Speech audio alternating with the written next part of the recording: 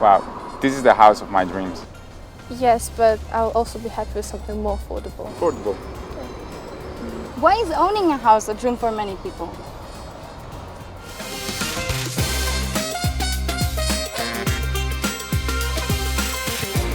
Today we're going around Oxford to ask people about property.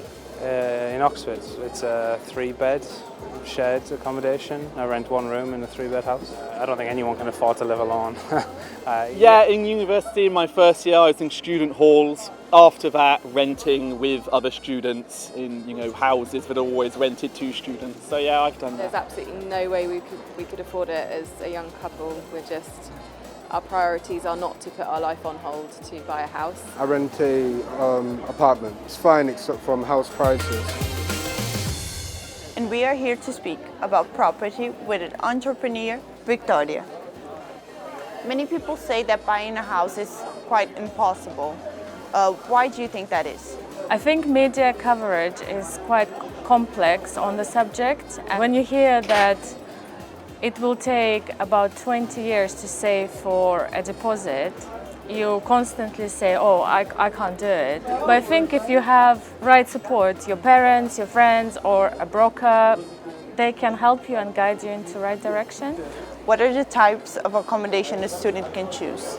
There are different types of accommodation available in Oxford, and we are very lucky here. So for students, there are host family available who would be ideal for younger students. Then you have university halls, college halls, which are equipped with latest technologies. They have hubs. It's very social and interesting for young people, as well as students can rent privately, which will involve more challenging. What do you consider is the most important thing while buying a house?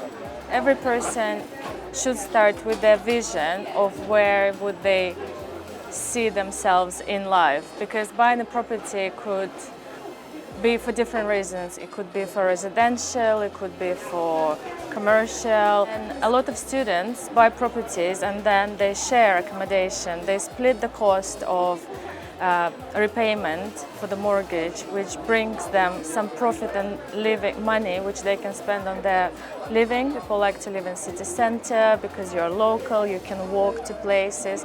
Some people like countryside, which is great because you have cycle routes, you can go for walks, and that's very important.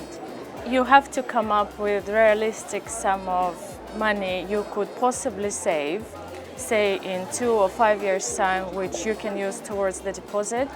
Buying a property involves not just the purchase price, but the conveyancing, your solicitors, your mortgage broker. I think it depends what stage of life you're at.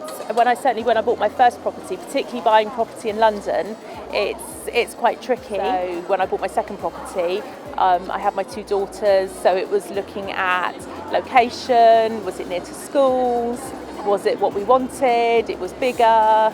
So, there's lots and lots of considerations. And I think it just depends on the family and the person as to what your priorities are when you buy property. My advice would be also for everyone, if you are buying a property, always look into possibility of having future development of the property. It's very important, and every week when you are, say, 15, 14 years old and you put it into saving account, I think it will help you massively. It will also teach you to control your expenses and budget your income and your finances from the young age. There is a scheme which is called Help to Buy, which is launched by the government, and you can get up to 20% from the government towards your deposit. So for first-time buyer, it's going to be relatively small, very small interest rate on 20%. So potentially, say for a £100,000 property, you only need £5,000. Thank you very much for being with us, Victoria. Thank you. Thank you for having me. If you would like to join a business course that gives you all the support that you need, just send us a message.